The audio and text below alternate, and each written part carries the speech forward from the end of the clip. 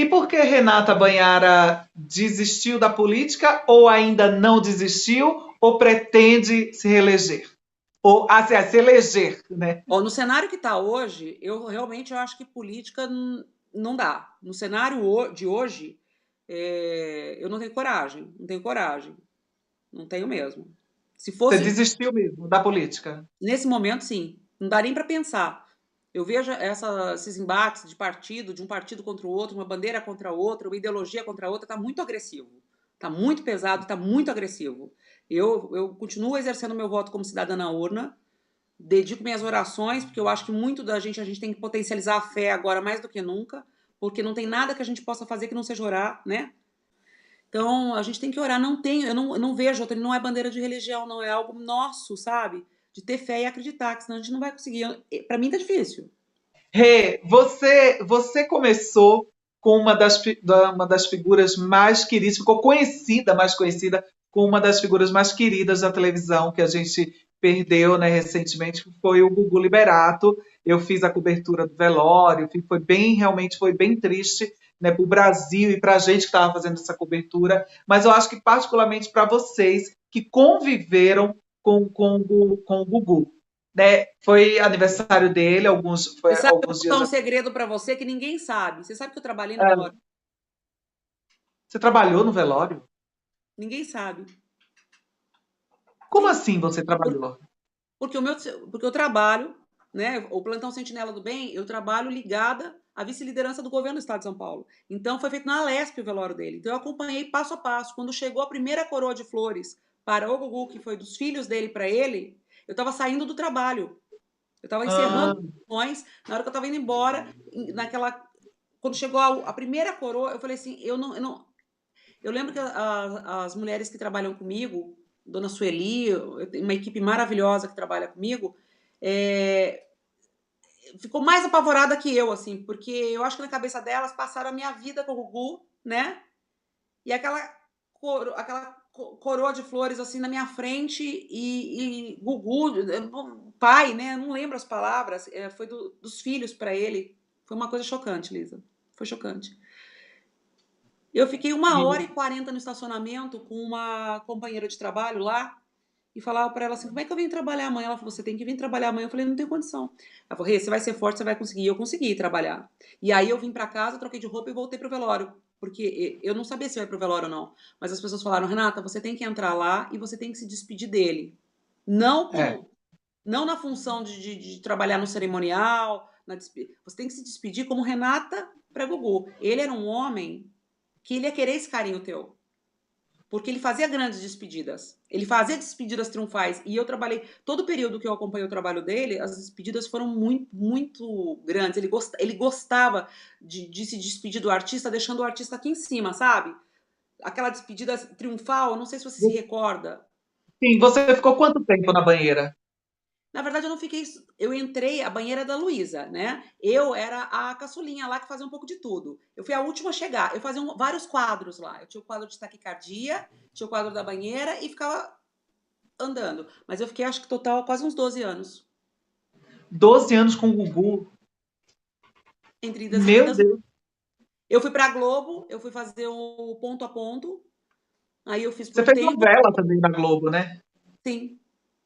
Fez a Mas, novela também. mas o Gugu era minha paixão. Minha paixão. Assim, minha paixão como minha, bem como não tomo como minha. É de todas nós que trabalhamos lá. Eram mais de 100 É. meninas. Eu acho que na história do programa do Gugu, acho que foram mais de 100, 150, foram várias, né? Foram várias. Então, a Alessandra Scatena, a Luísa Biel, essa era a linha de frente dele, essas eram as grandes, né? Eu era só uma sementinha, mas uma sementinha que eu gostava muito de estar lá e eu gostava muito dele, muito da E família dele. aí, e aí, o que que você acha de toda essa repercussão em volta dessa briga pela herança, né? Essa briga pela herança da família com a Rose. E aí surge depois a história de um relacionamento, que ele tinha um relacionamento e que Gugu não era assumidamente gay. Você chegou a ouvir falar alguma coisa em relação a isso? Que Gugu era gay, que Gugu gostava de homens, que Gugu era bissexual, gostava de homens e mulheres. Tinha isso? Você chegava a ouvir nos bastidores? Ou você presenciou alguma coisa nos bastidores relacionada a Gugu? A Não, sexualidade dele? então, na verdade, o Gugu era muito fechado em relação à vida particular dele.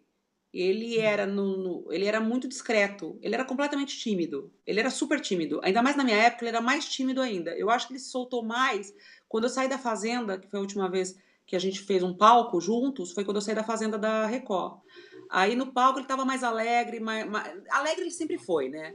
Mas ele estava mais assim, tranquilo. Mas na minha época, era uma época que ele era muito, muito famoso. Mas não é famoso, como é que eu vou dizer? Não é a palavra famoso. Que ele era muito. Assediado, né? Mas era uma coisa insana ali. Por exemplo, ele entrava no palco, ele tinha que estar rodeado de seguranças. Porque as pessoas voavam, assim, saíam. E não era 10, não era 20, não era 30, as pessoas iam para cima mesmo. Então tinha uma corrente de seguranças para, sabe, para. Então, assim, ele era muito discreto, muito discreto. E a gente não tinha acesso às informações. A gente ouvia de tudo em relação à vida particular dele, mas ninguém tinha certeza de nada. E ele sempre namorou. Ele sempre colocou. Eu lembro que ele namorou uma menina de Caçapava, super famosa, a Mariette. Aí ele namorou a Rose, eu não cheguei, a Rose eu não lembro, mas da Mariette eu lembro que eu morava lá em Tremembé e é no Vale do Paraíba. E quando eu vim para São Paulo, na minha cabeça ele era namorado da Mariette. E aí quando eu cheguei, Que eu já era sabia da assistente de Rosemiriam. palco. Oi? A Mariette era assistente de palco? Palco. Quando a gente era pequena, ela era assistente de palco dele. Então, assim, a gente nunca sabe. Em relação à família dele, eu conheço muito a mãe dele. Tanto que quando eu entrei no velório, a Aparecida falou assim: Renata, minha mãe quer falar com você. Eu falei: nossa. Aí eu cheguei, abaixei a primeira coisa que a mãe dele me falou: eu quero saber da sua saúde. Como você está, filha? Você tá bem? Eu tô preocupada. E aí eu não aguentei, eu caí no choro porque atrás de mim tava o filho dela num caixão. E ela tava preocupada com a minha saúde. Aquilo para mim foi tão pontual como mãe, como tudo, que eu desmoronei ali. Dali eu não sei, mas eu nem lembro de ter te visto. Dali eu não lembro. Ali eu zerei tudo assim. Na cabeça, minha cabeça pirou. Pirou. Porque daí eu já vinha do trabalho porque eu soube da morte dele no dia. Quando ele caiu lá, eu soube da morte dele, eu estava trabalhando. Mas eu É, esqueci que nós eu ficamos estava trabalhando sabendo também. e aonde eu trabalhava ia ser o velório. Onde eu trabalho ia ser o velório. Então eu esqueci, eu não me dei conta disso. Eu não me dei conta, as coisas foram acontecendo e aquele pânico dele ter falecido, dele não ter falecido, foi uma coisa horrorosa que todos os brasileiros enfrentaram. Até essa notícia se consolidar, foi uma coisa horrorosa e não foi real. E aí, estar trabalhando naquele período, nós trabalhamos sábado, nós trabalhamos domingo, foi uma coisa insana. Para o É, velório de uma autoridade. Quem era essa autoridade? Eu ainda não acreditava que era o Gugu. Eu tinha uma planilha que eu tinha que trabalhar no velório de uma autoridade. Não tinha o nome da autoridade na planilha. Era o Augusto Liberato. E aí eu tinha certeza que. Sabe quando você quer que não seja? Eu falava, não é, não é. Então tá. Espaço para família, espaço para segurança, a parte técnica. E a gente ia recebendo as informações da instituição de como ia ser feito aquele cerimonial para uma autoridade. Eu não sabia que a autoridade era o Augusto Liberato. Ao mesmo você tempo, eu tinha. trabalhou para ele até a morte. Foi uma coisa assim insana. E quando, naquele momento que eu ajoelhei para falar com a mãe dele, que a mãe dele só ficou perguntando da minha saúde, de como eu estava e da preocupação dela comigo, ali eu sei o que é ser mãe. Eu não sei o que é enterrar um filho, mas atrás de mim tinha um filho. E na minha frente tinha uma mãe. E uma mãe preocupada comigo. Ali eu pirei.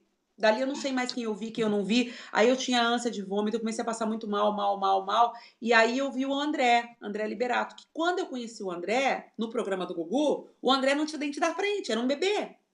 E aí eu vi um homem firme, forte, sério, falando: Renata, vamos chegar perto do caixão. Eu falei: eu não quero. Ele falou: Renata, você tem que chegar perto do caixão. Porque daí eu contei pra ele: eu trabalhei aqui.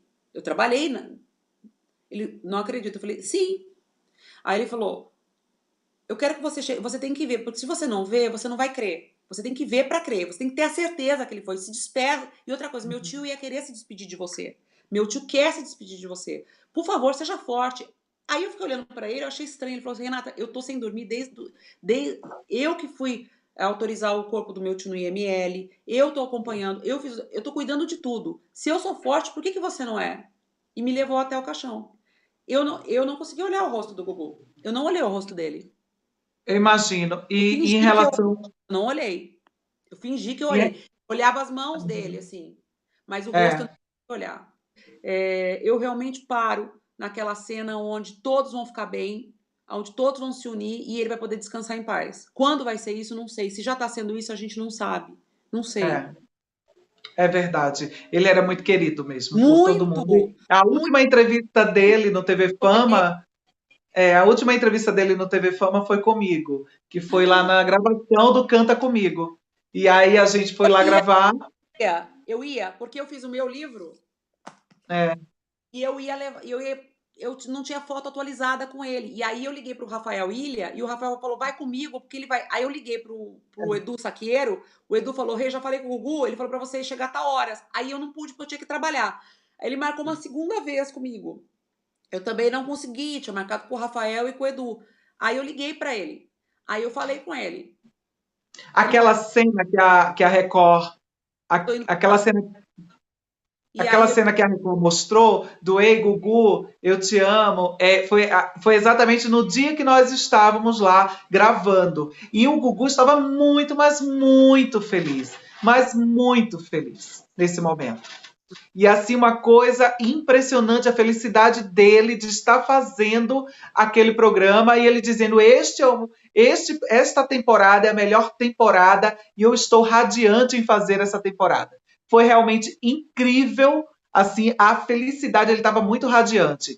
Então, assim, quando eu soube da morte, porque a gente que é da imprensa, a gente termina sabendo sempre antes de é, tudo quando acontece. E aí, quando a gente soube, a soube no, cena que me veio na cabeça foi essa. Foi exatamente essa.